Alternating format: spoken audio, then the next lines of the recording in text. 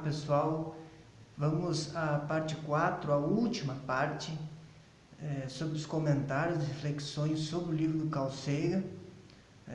Em breve terão outros livros que já estou começando a ler.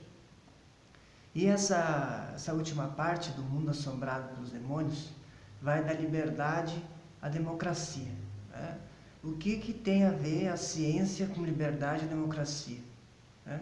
Então nós vamos ver no decorrer desse vídeo. Então, de início desse vídeo, nós falamos sobre o analfabetismo científico.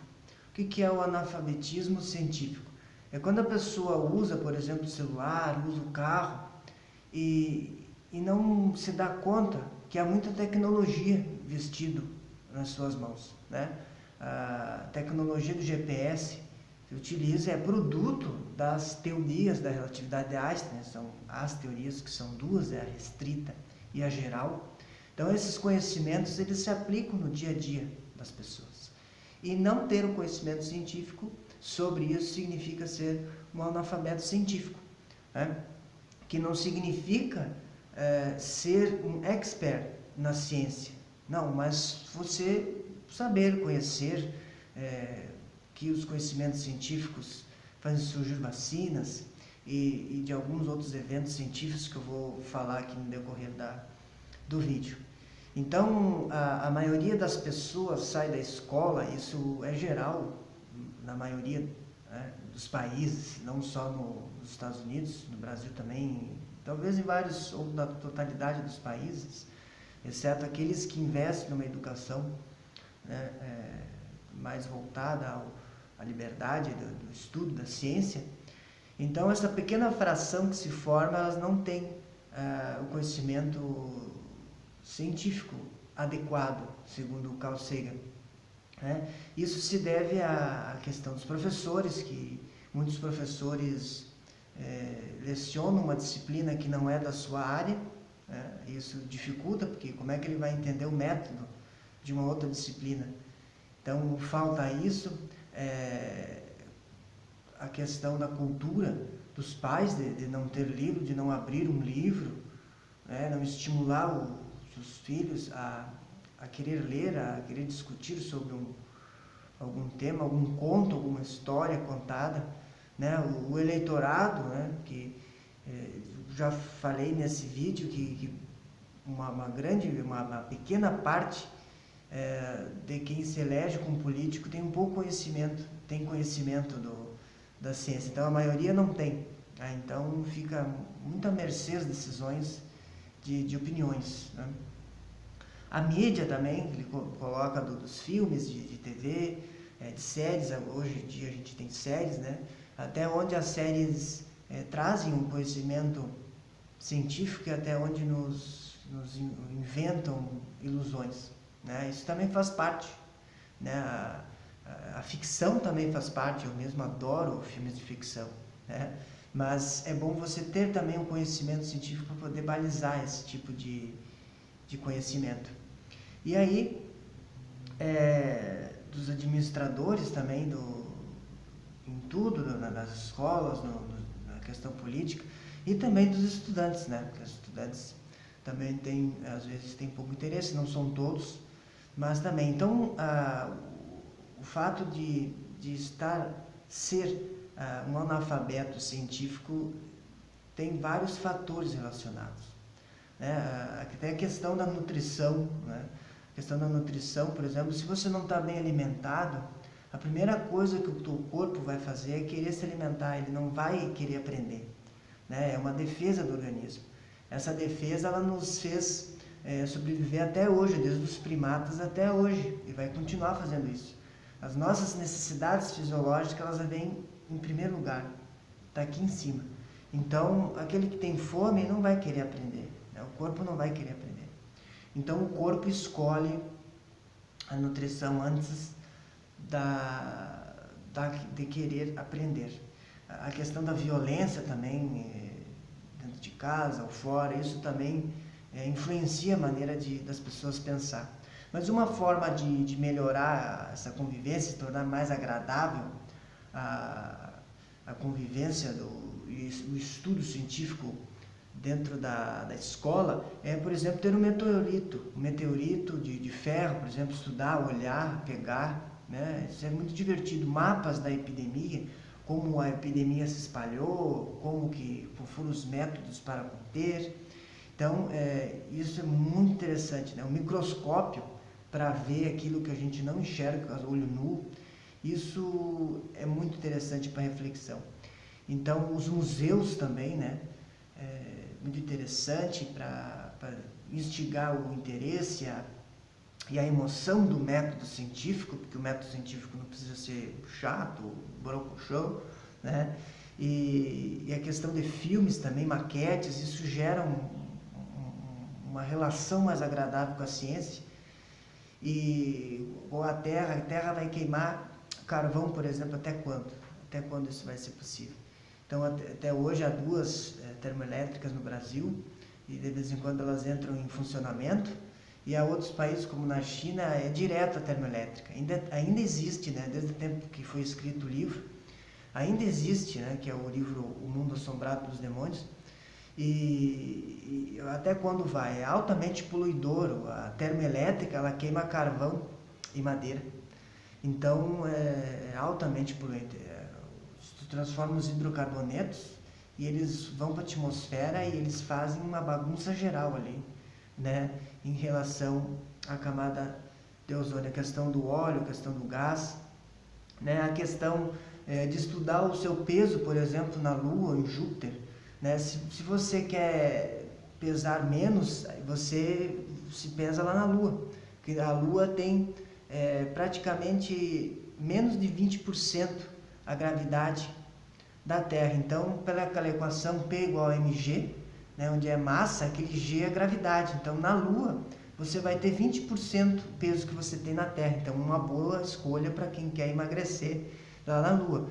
Não é uma boa escolha ir para Júpiter, porque Júpiter aumenta muito a gravidade. Então, você vai ficar muito mais pesado lá em Júpiter.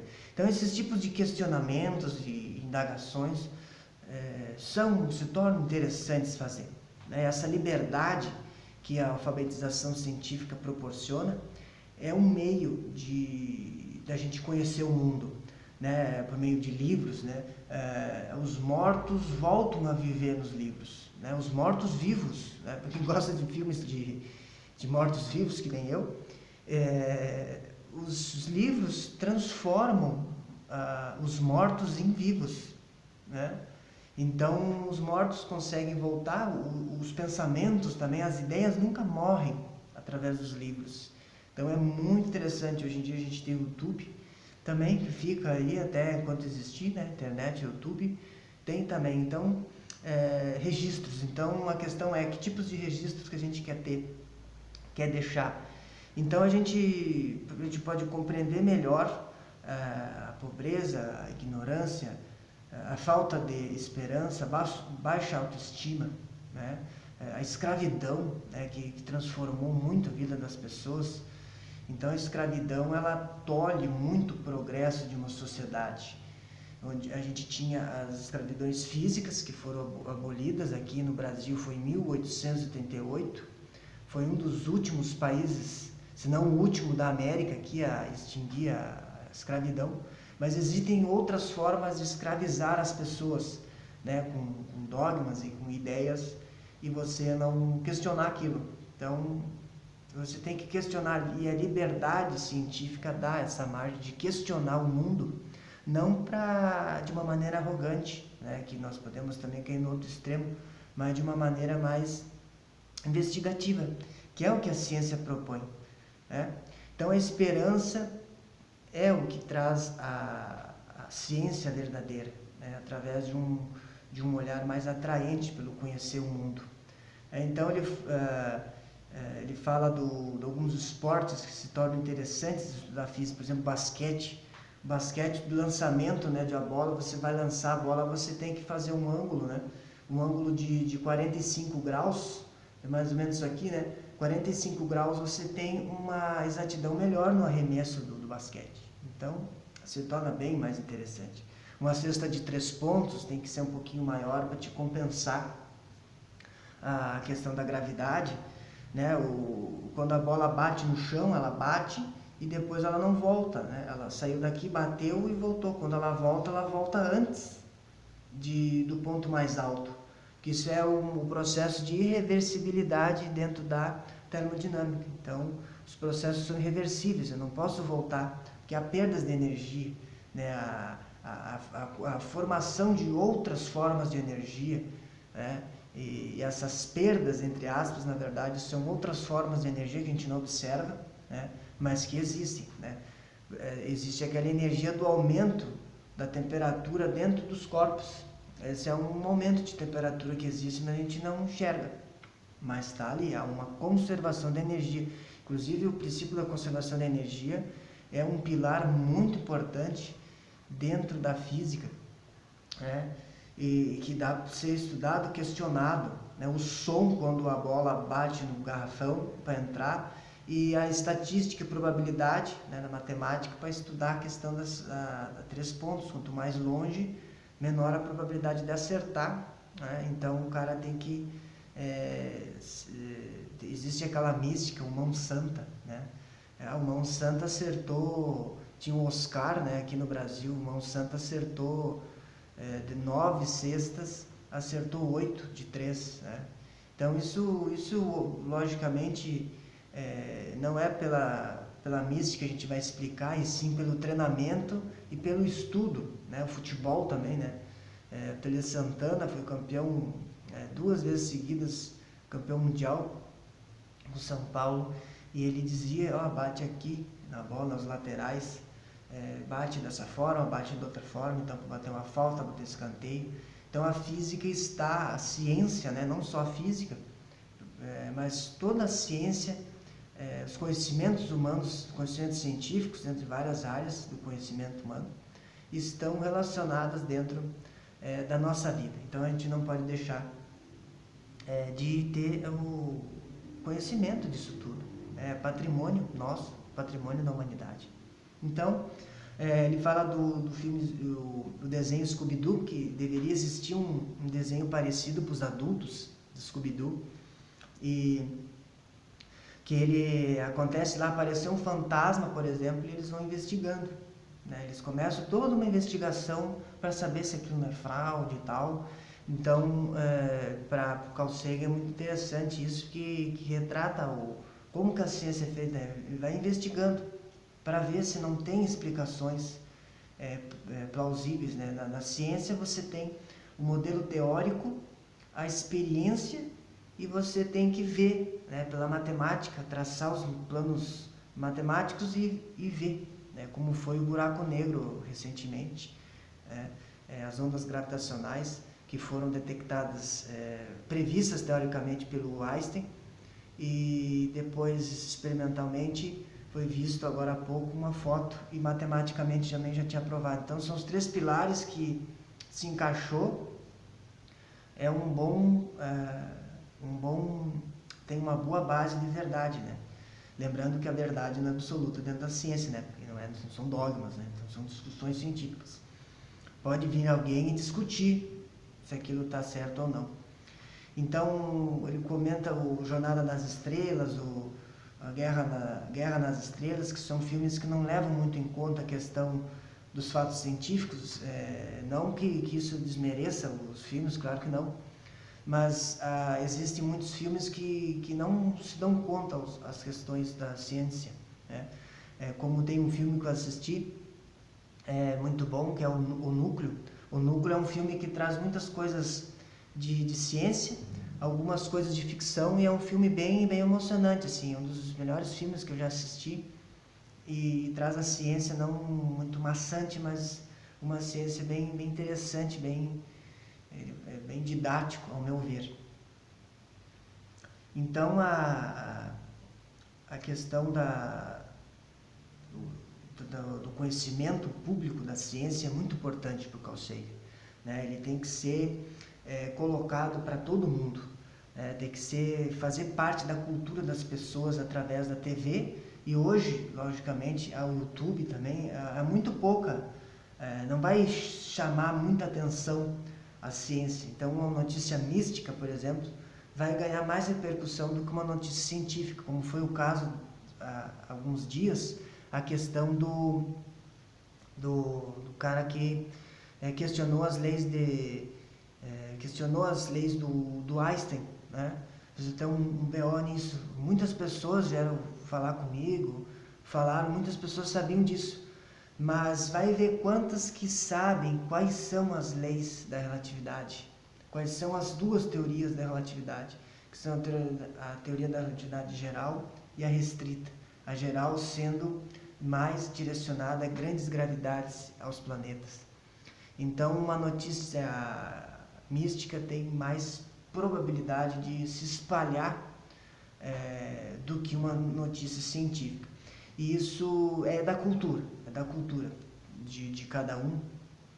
E para o Carl Sagan seria muito legal que nas TVs passassem conhecimentos científicos para a gente se apropriar, né? Por exemplo, como funciona um rádio, como funciona o celular, né? Como que funciona. Então, explicar tudo isso, aquilo ali começar a passar sempre, vai ficar muito comum para a gente saber usar direito, como usar, como trabalhar com isso também, despertar interesse em trabalhar nisso, né? Porque todos têm o direito de fazer ou não o que quer fazer, né? Então, essa ideia do nerd que só fica estudando, são muitas variáveis que se relacionam com isso, né? Havia um grupo que invadiu a Inglaterra e aí eles tinham óculos quebrados, tinham calculadora nos bolsos e tinham cintos altos, né? E essa configura a ideia de um cientista maluco, né? Mas o cientista ele não precisa ser tão louco, né? Ele não vai ser tão doido como as outras profissões, né? Porque essa imagem que se vende do cientista de jaleco, fazendo experiências e tal, explodindo coisas, essa é uma imagem que não é muito produtiva para o cientista, porque essas imagens só deturpam, né? Um estereótipo que não é muito legal. Quem é que vai querer ser o nerd? Já chegou o nerd. Então, o nerd é aquele que não faz parte de grupos sociais, aquele que não toma uma bebida qualquer, é aquele que não faz nada, não dá risada, só fica estudando, né? Então, a ideia do cientista não é bem essa, né? Não é bem essa. Que o Einstein, por exemplo, ele bebia cerveja com os amigos, ele saía, ele ria, né? Ele tinha não tinha essa ideia de um cara sisudo e sem relações sociais.